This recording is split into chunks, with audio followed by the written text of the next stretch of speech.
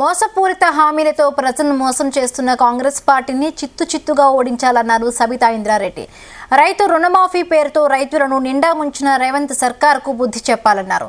వికారాబాద్ జిల్లా కేంద్రంలో BRS party ముఖ్య కార్యకర్తల సమావేశంలో ఎమ్మెల్యే సబితా ఇంద్రారెడ్డి పాల్గొన్నారు. ఈసారి చేవెళ్ల గడ్డపై గులాబీ జెండా ఎగిరేలా కార్యకర్తలు కృషి చేయాలన్నారు.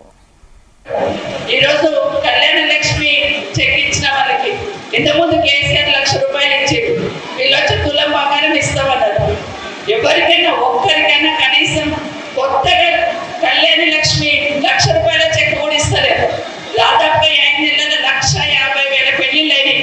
అంటే 1,50,000 మందికి ₹1,00,000 ఇవ్వాలి, తులం బంగారం ఇవ్వాలి.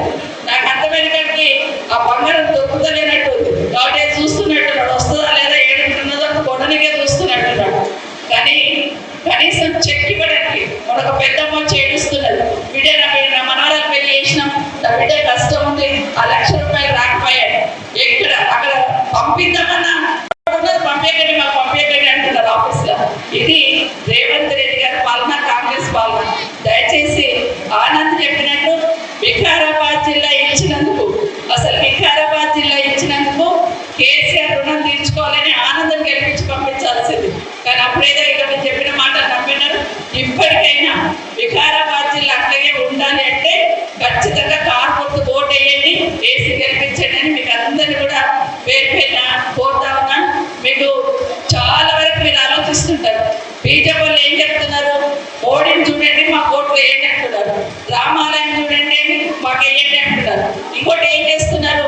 ఇంత చిన్న పౌచ్లు అక్షంతలు పంపిస్తున్నారు. దాని మీద విశ్వేశ్వరరెడ్డి ఫోటో ఉంటుంది, అక్షంతలు ఉంటాయి, మోడీ ఫోటో ఉంది. నేనేం చెప్తున్నా అక్షంతలు తీసుకోండి, పోలింగ్ రోజు 13వ తారీఖు నాడు అక్షంతలు తీసుకొని నెత్తి మీద తలుకొని వచ్చి కారు గుర్తు కోట ఏంటి వాళ్ళకి బుద్ధి చెప్పండి అని మిమ్మల్ని అందరినీ కోరుతా ఉన్నాను. దేవుడి అక్షంతలు తీసుకుందాం.